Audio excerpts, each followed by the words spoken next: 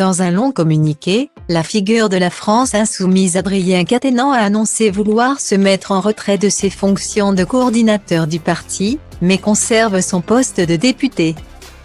Dans un souci de transparence et d'apaisement, il a décidé de se livrer à cœur ouvert sur sa situation et regrette l'instrumentalisation politique de l'affaire qui le concerne.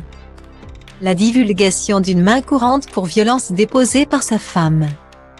Dans un tweet datant de ce dimanche 18 septembre, Adrien Quatennens, 32 ans, a expliqué sa version des faits.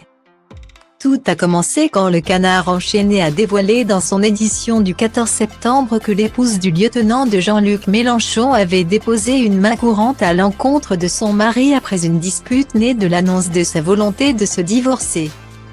Le couple, marié depuis 2014 et parent d'une fille de 3 ans, a alors réagi, conjointement, en publiant un communiqué dans lequel il confirme qu'une main courante a bien été déposée, mais que la femme du politique exigeait que les informations ne se retrouvent pas dans la presse. Le parti LFI et la NUP ayant fait de la lutte contre les violences faites aux femmes. La position d'Adrien Quatennens s'est donc révélée rapidement délicate, après les scandales Tahabouaf ou encore Éric Coquerel. Le député du Nord et expert dans la communication politique a alors décidé de se retirer de ses fonctions au sein de la formation politique et a expliqué sa démarche dans une longue lettre qui se veut transparente. Donnant les détails de son couple de longue date avec Céline Quatennens, les circonstances de leur dispute et assumant les gestes violents qu'il a pu faire, précisant qu'ils avaient pu avoir lieu dans un contexte d'extrême tension et d'agressivité mutuelle, et pour lesquels il s'était excusé auprès de la victime.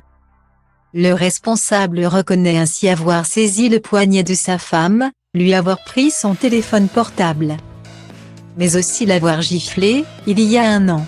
Je l'ai donné alors que cela ne me ressemble pas et cela ne s'est jamais reproduit. J'ai profondément regretté ce geste et je m'en suis alors beaucoup excusé, clame-t-il.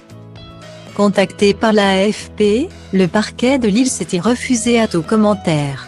Il faut toutefois préciser, comme le souligne La Voix du Nord, que dans le cadre des nouvelles dispositions contre les violences conjugales, les policiers qui entendent une victime, même sur la base d'une main courante, doivent ensuite réunir les informations apportées par le ou la plaignante et transmettre le tout dans le cadre d'un PV judiciaire au magistrat du parquet.